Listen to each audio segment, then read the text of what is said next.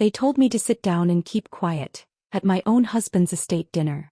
Like I was just the widow, as if I hadn't poured my entire life into building this family from the ground up. I didn't say a word. I just stood up, smiled, and walked out the door. I could hear them laughing after it shut behind me. But by sunrise, their bank accounts were locked, their keys didn't work, and everything they thought belonged to them was legally mine. And that was only the beginning. Before I take you through it, don't forget to like this video and subscribe so you never miss another story like this one. And drop a comment telling me where you're watching from. I'd love to know.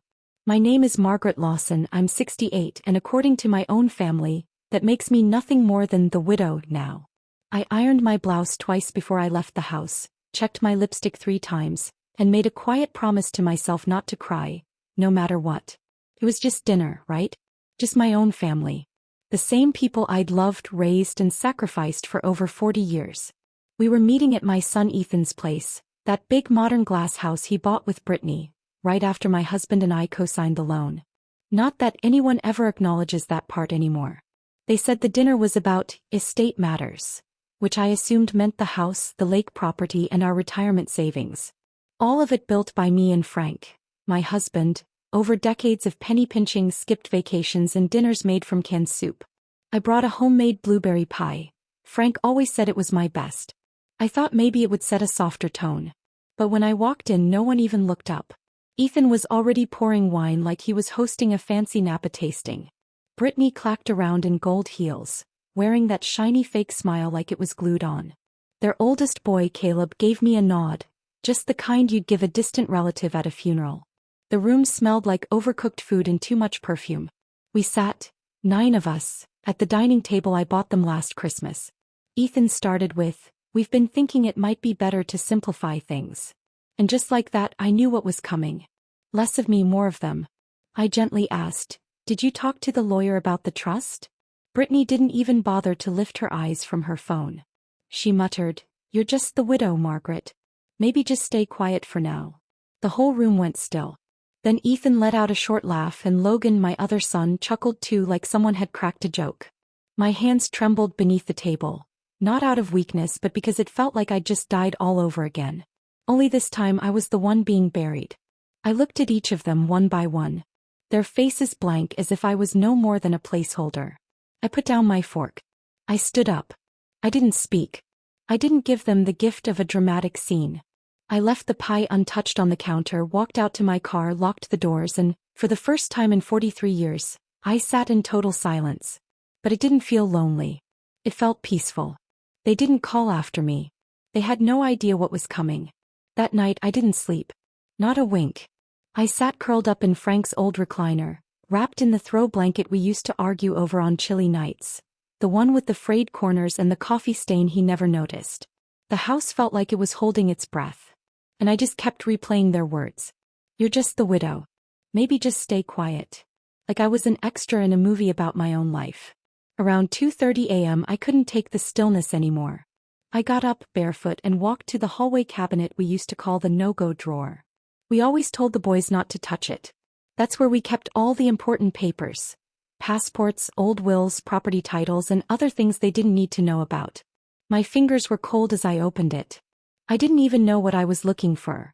Maybe proof that I still belonged to this family. Proof that Frank hadn't left me completely defenseless.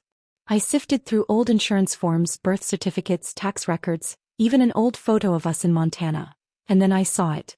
A thick, white envelope wedged at the back with one word written across the front in Frank's handwriting, "Margaret." I just stared. Frank wasn't the sentimental type. He showed love by changing the oil and fixing the leaky gutters, not by writing letters. I opened it slowly, my hands already shaking. Inside was a single piece of lined paper and a bundle of clipped documents. The note read, "If you're reading this, something's gone wrong. I wanted to tell you sooner, but I knew you'd try to fix it, not protect yourself. The boys, they're not evil, but they're selfish. And Brittany, well, she's worse. I saw it all as soon as I got sick. So I made changes. Everything, house, accounts, the lake place, it's all in your name now. Full authority. Power of attorney. They don't know. Don't feel bad using it. Don't let them silence you. And if they ever try to take what's yours, burn it all down." I sat there frozen. I had no clue he'd done this. We talked vaguely about the will, but I thought it was just being cautious. But this was decisive. I flipped through the documents. All of them were official, notarized, sealed with the stamp of our lawyer Alan Kramer. It was real. Legal. Every page. There were financial control clauses, ownership restructuring, immediate asset transfers.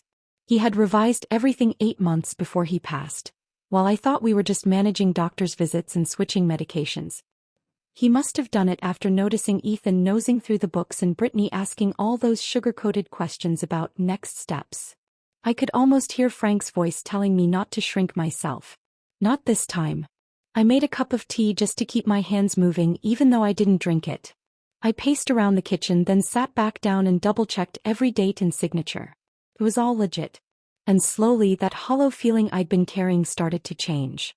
The invisibility faded. In its place came something I hadn't felt in a long time: control. At 3:47 a.m., I picked up the landline and called Alan Kramer. He's been our lawyer for over 3 decades, the kind who always slipped Frank fishing magazines during meetings. He still called me Mrs. Lawson, even after I told him not to. He answered after 4 rings. I said, "Frank left it all to me. I found the paperwork. I want to act on it today." He paused, then asked if anyone else knew.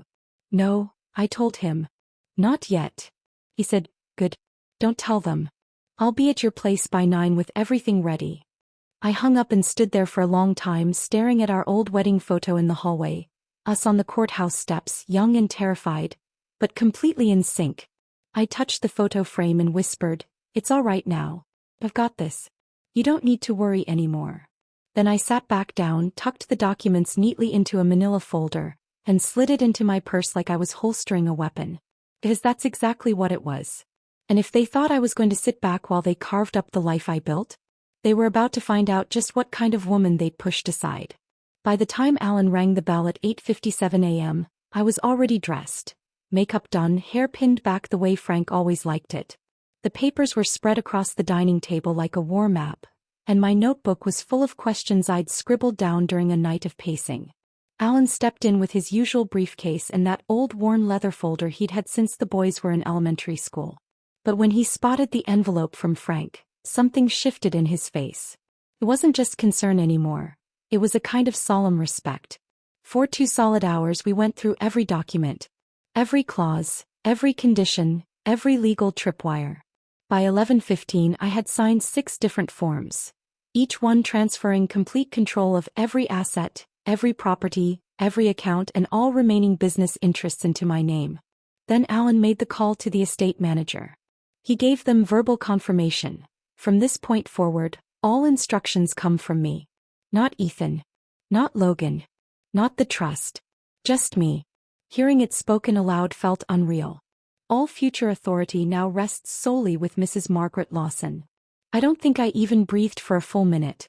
Alan looked up at me and asked, "So, do you want them to find out through their bank apps or would you prefer to call a meeting?" I didn't even have to think long. I told him, "Let them feel it. Let it hit them like a head-on collision." He gave me a small smile. Now that's the Margaret I remember. And just like that, it was done. The rest of the afternoon I spent on the phone with Frank's broker, the title office, the accountant, the property firm. Each one confirmed the same thing. "Yes, Mrs. Lawson, your name is now the only name that matters." Around 3 p.m. Ethan finally texted. "Hey, kind of a weird question, but do you know why the cabin account's locked?" I didn't respond.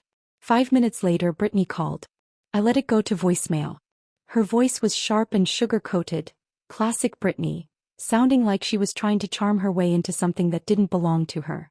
By 4:30 the group chat lit up. Messages about account errors. Trevor, who rarely says a word, finally chimed in. "Did someone change Mom's access settings or something?" That's when I knew the panic had begun. They didn't know what had hit them yet, but the ground had cracked beneath them. At 5:05 I walked up the stone path to Ethan's house. I knew they'd all be gathered again, likely huddled in their little war room trying to figure out what was going on. I knocked like I was just dropping off a casserole. Ethan opened the door with that half-hearted smile, already flustered. I stepped inside, set the folder on the counter and said, "You'll probably want to sit down." Of course they didn't. Brittany leaned against the counter, arms crossed. Trevor stood awkwardly near the hallway like he wasn't sure if he should stay. I opened the folder slowly, laid out the documents and said clearly, "Here's the new estate plan. Every last bit of it is under my name. All of it." Silence. But not the good kind, not shocked silence. It was the smug kind. The kind that assumes they're smarter than you and just haven't figured out how yet. Ethan scoffed. "You can't just move assets around without the trust board." I looked him square in the face and said, "There is no trust board. Frank dissolved it last year. You didn't bother reading the fine print."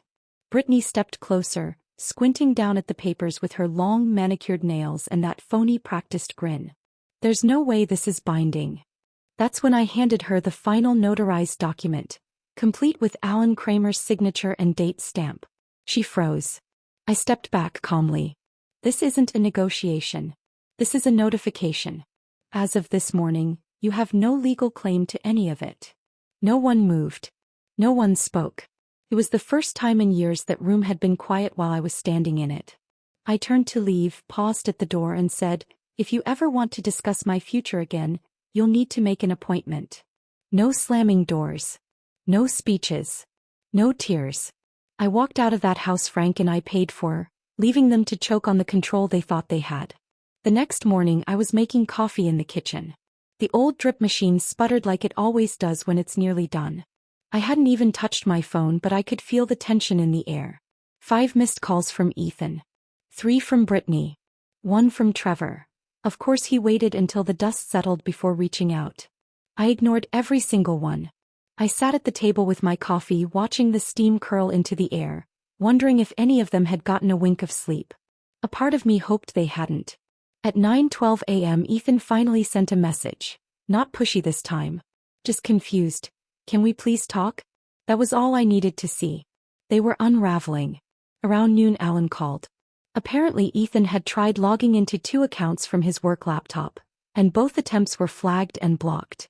I told Alan, "Good. Let him dig." An hour later Brittany showed up on my front porch. Uninvited. She wore big designer sunglasses like I wouldn't know who it was under all that plastic and lip filler. I didn't let her in. She stood there like she was delivering bad news to a neighbor she hated. "Margaret, we're all just really confused," she said, flashing that fake tight smile, her voice practically vibrating with controlled rage. "Why would Frank do this behind everyone's back?" I stared straight at her. "Maybe because he knew what you'd do in front of it." She flinched like I'd smacked her. I added, "You should go. This is trespassing." She started throwing out one of her usual soft threats about lawyers, but I shut the door before she finished her sentence.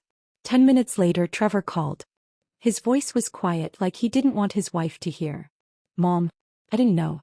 I thought the trust was automatic. I had no idea Ethan and Brittany were trying to take control." I could hear the guilt, or maybe just the fear of losing his piece of the pie. I said, "You had every opportunity to come to me directly. You didn't. That silence? That's your signature." He didn't argue. Just hung up. That night I cooked myself a full dinner. Roasted chicken, garlic mashed potatoes, green beans with lemon. I was done living off scraps while others gorged themselves on what I'd built. As I poured a glass of wine the landline rang again. This time it was Emma, Ethan and Brittany's 17-year-old daughter. The only one who ever looked me in the eye at dinner. Her voice was soft and shaky. "Grandma, I don't know what's happening, but Mom and Dad are freaking out. They said something about money disappearing and the house being in trouble. Are you okay?" That hit harder than anything else. I softened. "I'm fine, sweetheart. You didn't do anything wrong." She hesitated, then whispered, "I miss Grandpa. He would have hated this." I swallowed hard. That's why he made sure to fix it, before it ever got the chance to break. After I hung up the phone I just sat there at the kitchen table, completely alone. And for the first time since Frank's funeral I didn't feel grief or even rage. What I felt was clarity. He had seen this storm coming. And now with their safety net gone they were scrambling. Ethan had lost access to the accounts he thought were his. Brittany couldn't legally claim the house she flaunted to her yoga circle. Logan was starting to realize that saying nothing doesn't make you innocent. And Emma, sweet Emma, the only one in that family with a real heart, was stuck in the middle of it all. I knew this was just the beginning. People like them don't fold. They twist. They maneuver. They hunt for loopholes. But what they hadn't figured out yet was that I wasn't some grieving old woman looking for their approval. I was the firewall now. And if they wanted to come for me, they better be ready for the next blow. 2 days after I closed the door on Brittany and sent my message without a single word, Alan called again. But this time his tone made me sit down before he even started speaking. "There's something you need to see," he said. An hour later I was in his office. The same one Frank and I used to visit every April to sign documents and sip burnt coffee out of chipped mugs. Alan didn't say a word at first. He just slid a folder across the desk. When I opened it, I didn't understand at first. There were bank statements, transfer records, loan agreements, all with Ethan's name on them. Alan finally said, "He used your husband's business line of credit as collateral. We're looking at maybe $500,000. Could be more depending on what else turns up. He signed as a business partner, but that partnership ended when Frank passed. Which makes these fraudulent." My hands went ice cold. I flipped back through the pages, slower this time, and the puzzle pieces started to snap into place. The new SUV Ethan bought last spring. The sudden kitchen remodel. That Aspen ski trip they swore was paid for by friends. It was all tied to money that wasn't his. Money he had no right to touch. "He did this while Frank was still sick?" I asked, my voice barely more than a whisper. Alan nodded. "We think so. The first transfer happened 2 weeks after Frank's first surgery." I stared at the pages until the numbers stopped looking like numbers, and started looking like betrayal. The kind that doesn't stab you. The kind that rots you from the inside out. Alan leaned forward. "You can press charges. Or we let the financial pressure close in and see what happens. It's your call." I didn't answer.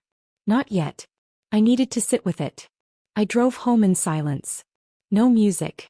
No stops. Just straight to Frank's study. It was still untouched, just like he'd left it.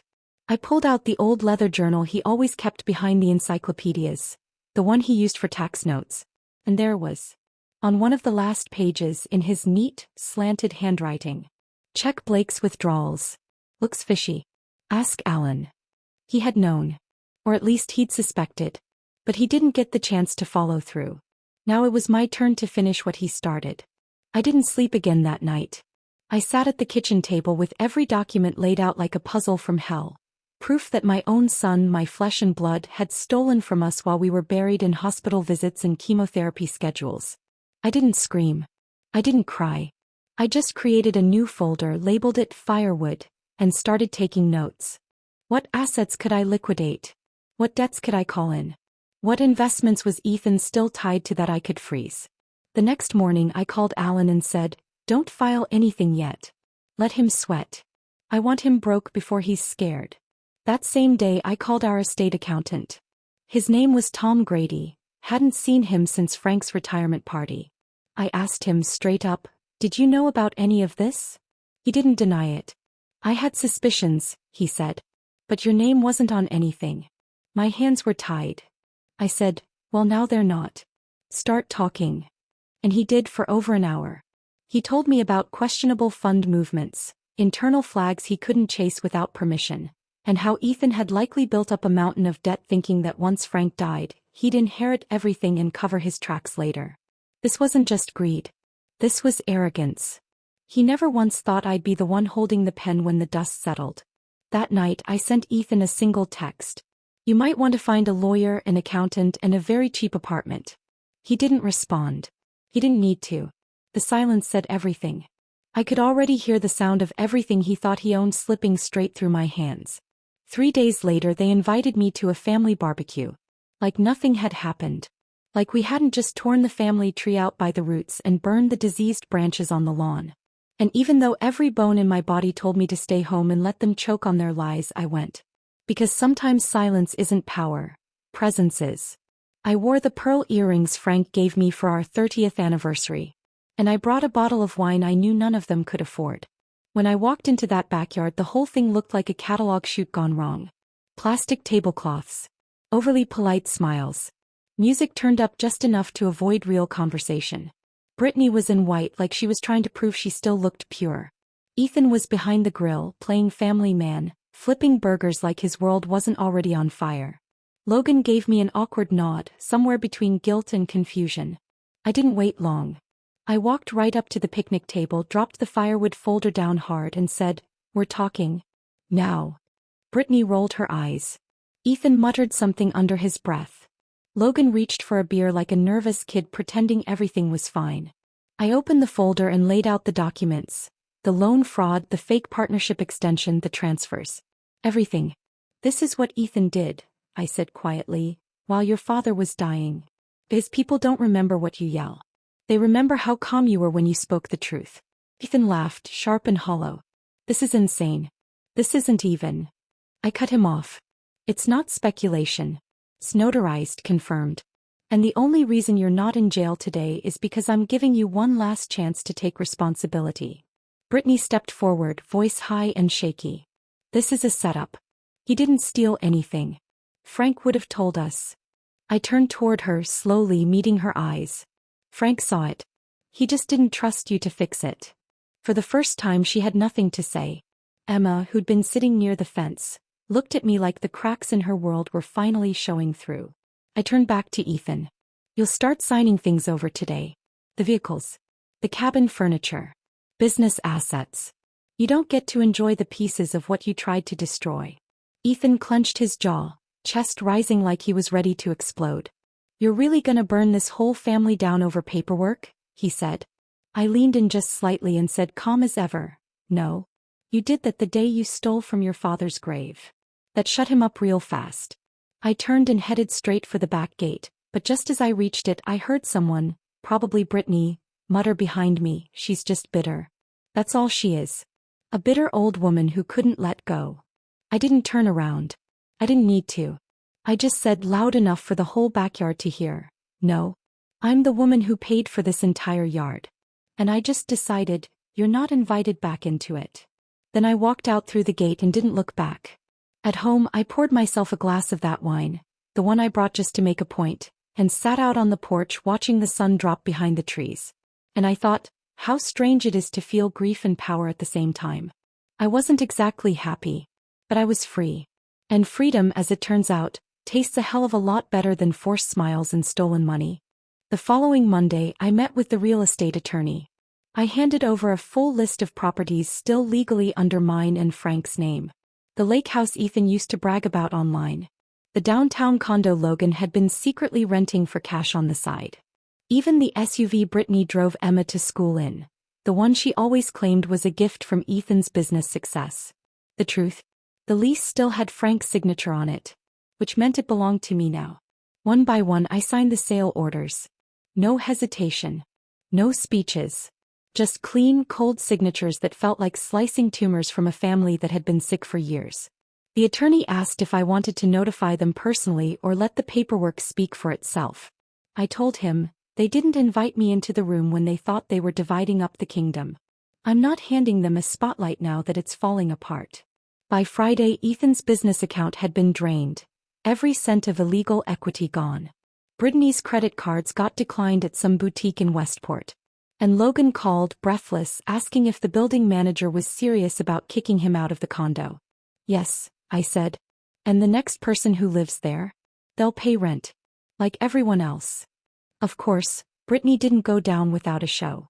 She showed up at my front porch, red-faced, screaming like a banshee in 4-inch heels, accusing me of elder abuse, because apparently handling your own business is now considered a crime. And there I was, standing behind the window, posture straighter than hers, legal ground solid and, if I may say so, better skin even without all her injections. I didn't open the door. I didn't say a word. I just stood behind the curtain, blinds cracked, watching her unravel until she finally stomped back to her car and drove off. The next morning I had a locksmith change the locks at the lake cabin. The day after that, a tow truck came to pick up the SUV. Right from Ethan's driveway mid-brunch while the neighbors peeked from behind their hedges. I wasn't doing this out of revenge. I was reclaiming what was mine. What Frank and I built, brick by brick, while the rest of them stood on the sidelines, waiting for the inheritance buffet to open. That night Emma texted me. "Dad's losing it. They're talking about moving in with Aunt Brenda. Is this permanent?" I stared at the message for a while. Then I wrote back. "Actions are permanent. So are consequences." She didn't reply right away. I saw her typing, stopping, typing again, like she wanted to say more but didn't know how. I understood. She was caught between the people who raised her and the truth they'd spent years hiding. That night I slept better than I had in months. No tossing.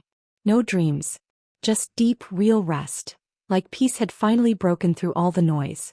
In the morning I got an email from the estate's financial advisor. Every asset had been reclaimed, liquidated, or reassigned. The message ended with a single line I kept reading over and over. You now hold 100% control. And for the first time since Frank died, I actually believed it. I was halfway through my toast when the doorbell rang. Before I could get to the window, I saw a white envelope slide under the door. No return address. Just my name, printed in shaky handwriting. For a moment I thought it might be from Emma. Maybe something she couldn't say in a text. But when I opened it, my stomach dropped. Inside was a copy of a psychiatric recommendation form. No signature. Just one phrase circled in harsh red ink. Capacity evaluation recommended. I knew exactly what it was. I'd read enough of Frank's legal cases over the years to spot a setup. Someone, no doubt who, was trying to file for control of the estate under the claim that I was mentally unfit. I didn't feel fear. I felt insulted. Cold, slow-burning insult. Like they'd finally run out of backbone and were grasping at cowardice. That afternoon I walked into Alan's office and dropped the envelope on his desk. He looked through the papers slowly, his eyebrows lifting higher with each page. They actually tried this, he said. That's bold. I nodded. Trace it. I want names. Who filed it? Who drafted it? And who forged the access? 2 days later Alan called me back. And his voice was sharp, angrier than I'd ever heard it. It was Brittany, he said. She approached a notary she knew and tried to backdate the form. We've got emails. One of the assistants turned them in. She didn't like being asked to commit a felony on a Sunday. Press charges, I said. He didn't even pause. Already happening. That evening, while they were loading groceries into a borrowed sedan, a county sheriff's vehicle pulled into Ethan's driveway. The neighborhood came alive. Everyone peeking through blinds like it was a movie. Brittany wailed and sobbed like she'd practiced it in the mirror. But it didn't stop them from putting cuffs on her and reading out the charges. Forgery. Fraud. Abuse of the court system. Ethan tried to interfere, but the deputy shut him down with a firm hand on his chest. I wasn't there to see it. But Emma told me. She said it quietly like she was ashamed to even repeat it. She tried to say it was your fault, Emma whispered. But no one believed her. Not even Dad. I told Emma, some people don't break. They rot. From the inside out. Until all that's left is noise. She didn't respond. Just sat on the line breathing. And for once, it felt like someone in that house had finally seen behind the curtain. That night, I poured myself a drink and opened up the old photo album Frank used to flip through whenever he missed the boys. I looked at their little faces, not because I missed them now but because I needed to remember that I did love them once. You don't do what I did because of hate. You do it because you're the only one who remembers how much it took to build this life. And if protecting that meant putting one of them in jail, then that's what it meant. Brittany had bet everything on the idea that I'd fold. That I'd feel too embarrassed, too small, too old to fight. What she didn't know is I stopped being afraid the day they told me to sit quietly like a shadow in a room I paid for. No. Now I was done being polite. And this time I was going to finish the job. Candace's arraignment hearing was short, sharp, and brutal, just like the mess she tried to cause. I didn't even bother showing up. Alan texted me 3 words when it ended. He took a deal. That was all I needed to know. Candace was never going to risk a trial. Not with her personal email linked to the forgery. And not with a sworn statement from the notary assistant who flipped on her for immunity. The plea bargain meant no jail time, but it left her with a permanent record and a fine big enough to shake whatever financial illusion they had left. Ethan didn't say a word to me after that. No apologies. No threats. Just silence. That kind of silence that only comes when someone realizes the ground beneath them isn't just cracked. It's gone. The week that followed wasn't about revenge anymore. It was about getting things done. Taxes had to be filed. Property closings finalized. And more than anything, I had decisions to make about what all of this meant now that the smoke had cleared. I never intended to hoard every asset like some dragon sitting on gold. That wasn't the point. I just wanted what was mine, what Frank and I built, to be protected from rot. So I called Tom, the estate accountant, and told him to transfer the title of the smaller house just outside of town. The one with the yellow shutters and porch swing Frank always said reminded him of his grandmother's place, into Emma's name. She didn't ask for it. She wasn't expecting anything. But she had been the only one who never tried to manipulate me, never looked away when things got hard. And I wanted her to have something solid. Something no one could twist or take. She cried when I told her. Quiet tears. Not performance. Just raw, honest surprise, like something in her finally let go. I don't deserve this, she said. And I told her, you do. Because you never pretended.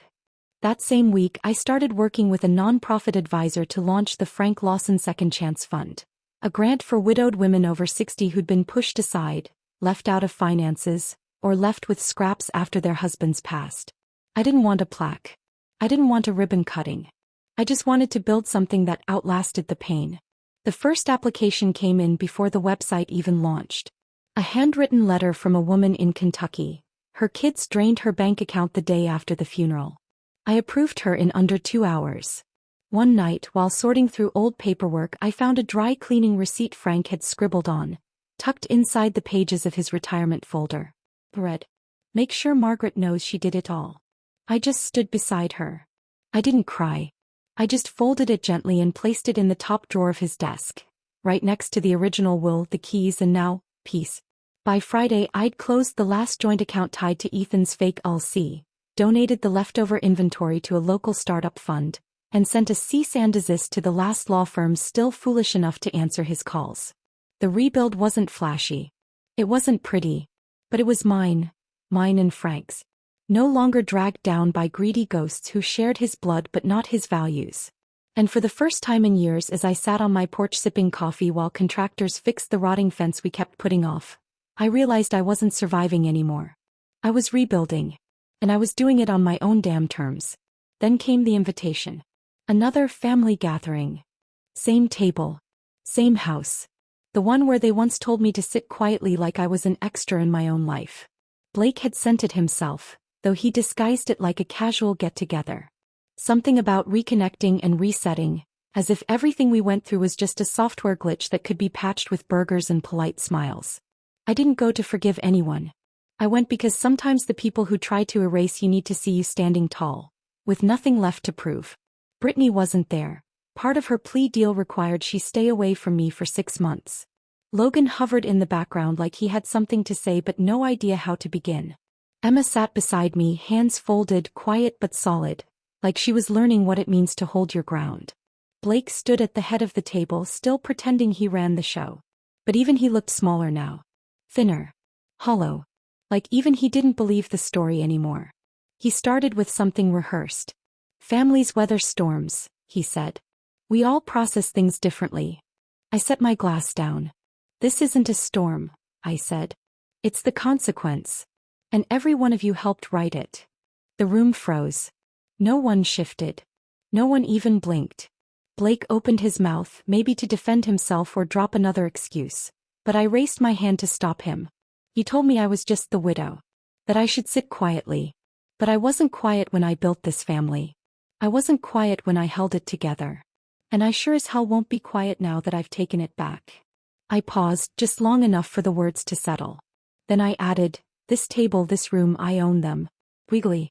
Emotionally. Structurally. Your guests here. Don't forget that.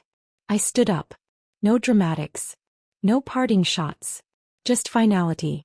At the door I turned back one last time. You don't have to like me.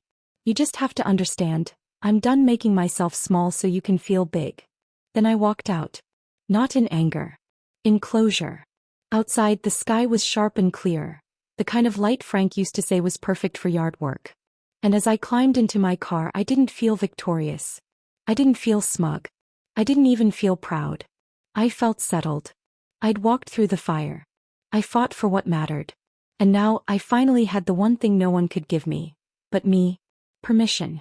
And that, more than any revenge, inheritance, or title, was the win I never expected but damn well earned.